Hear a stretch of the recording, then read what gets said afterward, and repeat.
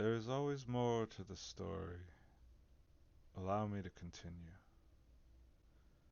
The boy awakes to the strong vapors smell, the mask still fastened to his head. He checks to make sure the apparatus is removable, but cannot seem to find a latch. The buildings have all vanished, and he finds himself alone with desert stretching out in all directions.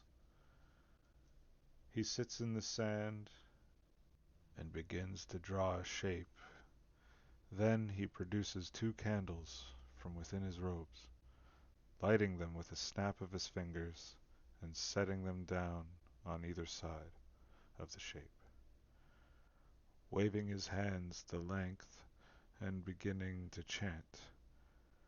This goes on for some time until the fire from the candles grows horizontally until they join over the shape. Globs of flame drip like water onto the sand, setting it ablaze with color. The boy continues to chant and wave his hands over the fiery object. The flame continues to drip into the sand until it completely disappears. At this point, he touches the object, proceeding to shape it. The wind blows a few small cyclones through the area. The object begins to change color from fire red to clear crystal of glass. In the sand lays a halberd made of glass. The boy grabs it and starts to twirl it around with practiced ease. Approaching a nearby cactus, he slices it in half with ease. Blood sprays from the separated halves, and the body of a man falls, gasping out his last breath of air, falling dead in the sand. Taken back by the gruesome appearance of a human corpse, he backs off, retching into the mask fixed to his face.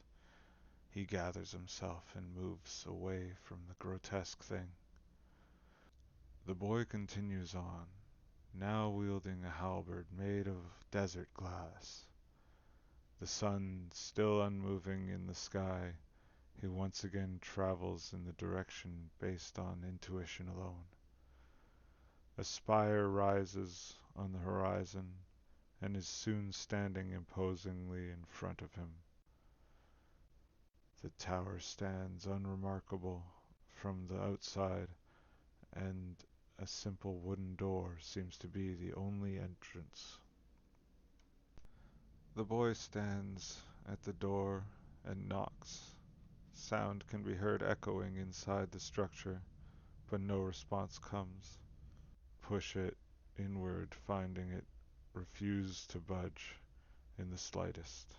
So he sets down his halberd and begins to wave his hands over the door's surface. A glow moves from his hands to the door, and it begins to shudder and shake, then crack, and the door explodes inwardly into the unlit foyer. Grabbing the halberd, he makes his way inside, finding a fancy entrance hall. The boy enters, sconces holding torches come to light, and he looks around, gripping his weapon tight, trying to prepare for whatever comes next, but nothing comes.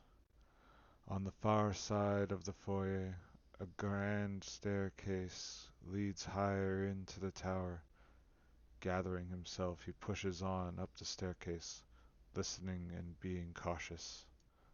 On the first landing, he finds a number of strange devices, various states of activity. Some buzz, some ding, and some sit quiet. The next set of stairs wraps around the inner side of the tower wall. The boy makes his way past the objects, careful not to disturb their workings.